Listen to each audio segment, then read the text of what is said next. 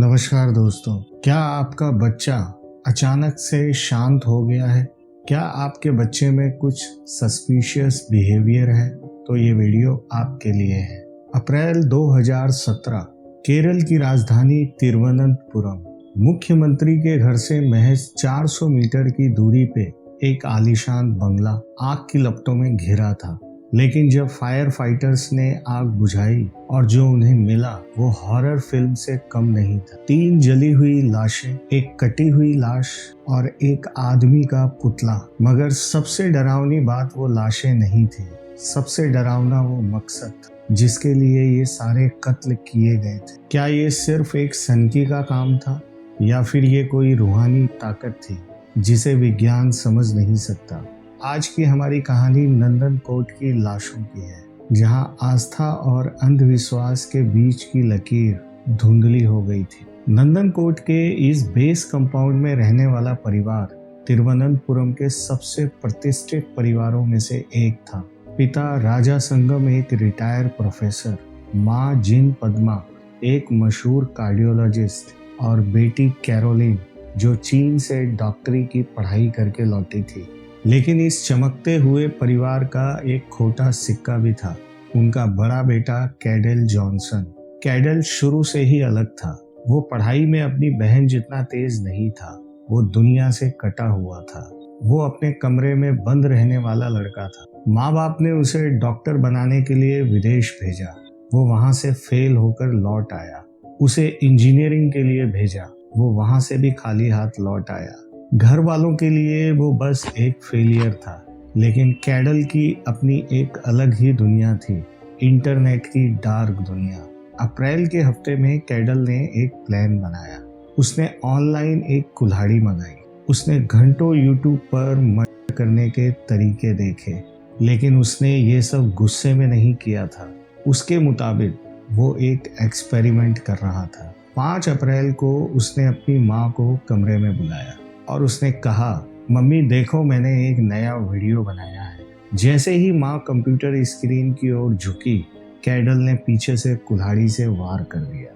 एक डॉक्टर माँ जिसने हजारों जानें बचाई, अपने ही बेटे के हाथों दम तोड़ दी। उसके बाद उसने एक एक करके अपने पिता और बहन को भी उसी कमरे में बुलाया। वो कमरा जो कभी उसकी दुनिया था, अब एक कसाई खाना बन चुका था। यहाँ तक कि उसने अपनी 70 साल की नेत्रहीन नानी को भी नहीं छोड़ा। 4 लाशें घर के अंदर थी और कैडल वहीं बैठ के खाना खा रहा था, जैसे कुछ हुआ ही ना हो। जब पुलिस ने कैडल को पकड़ा और जो उसने बयान दिया, उसने पूरे केरल को हिला दिया। उसने बताया कि मैंने इन सबको मारा नहीं है, इनकी आत्मा को आजाद किया है। मैं एस्ट्रल प्रोजेक्शन की प्रैक्टिस कर रहा था। एस्ट्रल प्रोजेक्शन एक ऐसी थ्योरी है जिसमें माना जाता है कि इंसान अपनी आत्मा को शरीर से बाहर निकालकर किसी और डायमेंशन में जा सकता है। कैडल का दावा था कि वो अपने परिवार की आत्माओं से बात करना चाहता था, लेकिन पुलिस को उसी कमरे से जो डमी मिली, उसने केस को और उलझा दिया। कैडल ने उस पुतले को इंसानी कपड़े पहनाए थे। क्या वो उस पुतले के जरिए कोई काला जादू कर रहा था, या फिर वो पुतला उसकी तन्हाई का इकलौता साथी था? कैडल का केस जब आगे बढ़ा तो उसे मानसिक रूप से बीमार घोषित कर दिया गया। उसे सिजोफ्रेनिया था। लेकिन कहानी यहाँ खत्म नहीं होती।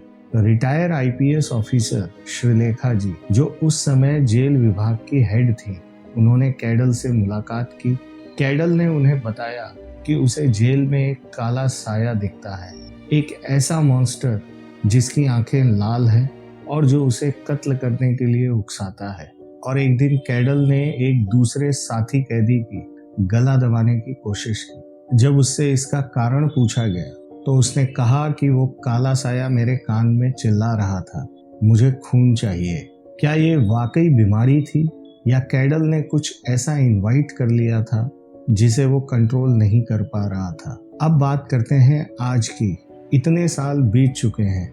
कैडल राजा आज भी तिरुवनंतपुरम के एक सरकारी मेंटल हॉस्पिटल में भर्ती है। कई बार डॉक्टरों ने उसकी जांच की।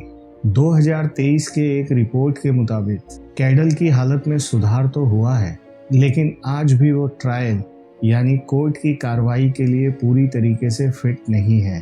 कानून कहता है कि अगर कोई व्यक्ति मानसिक रूप से बीमार है तो उसे सजा नहीं दी जा सकती। लेकिन सवाल ये है, क्या कैडल वाकई बीमार है या वो एक बेहद शातिर जीनियस है जिसने खुद को बचाने के लिए पागलपन का नाटक रचा? क्योंकि पुलिस जांच में ये पता लगा कि उसने सारे कत्ल करने के बाद अपनी गूगल हिस्ट्री को डिलीट किया था और लाशों की बदबू छुपाने के लिए उसने रूम फ्रेशनर और फिनाइल का यूज किया था। एक पागल इंसान इतना ऑर्गेनाइज्ड कैसे हो सकता है? विज्ञान कहता है कि कैडल एक साइकोपैथ है जिसे बचपन के ट्रॉमा और अकेलेपन ने तोड़ दिया। जब वो 9 साल का था तो उसे मिर्गी के दौरे पड़ते थे। उसकी माँ ने उसे डॉक्टर के पास ले जाने के बजाय तांत्रिक या पादरी के पास ले जाना बेहतर समझा। उसे कड़वी दवाइयाँ जबरदस्ती पिलाई गई। शायद उसी दिन से कैडल के अंदर नफरत का बीज बो दिया गया था। लेकिन दूसरी तरफ वो लोग हैं जो पैरानॉर्मल में यकीन रखते हैं। उनका मानना है कि डार्क वेब पर एस्ट्रल प्रोजेक्शन और शैतानी पूजा की खोज करते करते कैडल ने अपने दिमाग के उन दरवाजों को खोल दिया था जिन्हें बंद करना उसके बस में नहीं था। वो आदमी का पुतला, वो कुल्हाड़ी और वो आग, ये सब किसी खौफनाक अनुष्ठान का हिस्सा भी हो सकते हैं। नंदनकोट की कहानी हमें एक जरूरी सबक सिखाती है।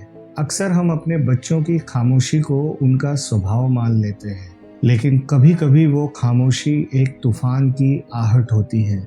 कैडल का परिवार पढ़ा लिखा था, समृद्ध था, लेकिन उन सभी के बीच कम्युनिकेशन की कमी थी। आस्था और अंधविश्वास एक पतली सी लकीर होती है। जब हम मानसिक बीमारी को ऊपरी साया समझने लगते हैं तो हम कैडल जैसे अपराधी या पीड़ित को पैदा करते हैं। इस दुनिया में शैतान है या नहीं, ये तो बहस का विषय है, लेकिन इंसानी दिमाग के अंदर जो अंधेरा है वो किसी भी शैतान से ज़्यादा खतरनाक है। अपने आसपास के लोगों का ख्याल रखिए, उनसे बात कीजिए, क्योंकि कभी कभी छोटी सी बातचीत एक पूरे परिवार को उजड़ने से बचा सकती है। दोस्तों, इस कहानी के बारे में आपकी क्या राय है? कैडल को कौन सी सजा होनी चाहिए? अपने विचार कमेंट्स में ज़रूर बताएं और दोस्तों, चैनल को ज़रूर सब्सक्राइब कर लें। मिलते हैं एक नई कहानी के साथ, तब तक देखते रहिए BFX ब्लैक फाइल्स। नमस्कार दोस्तों।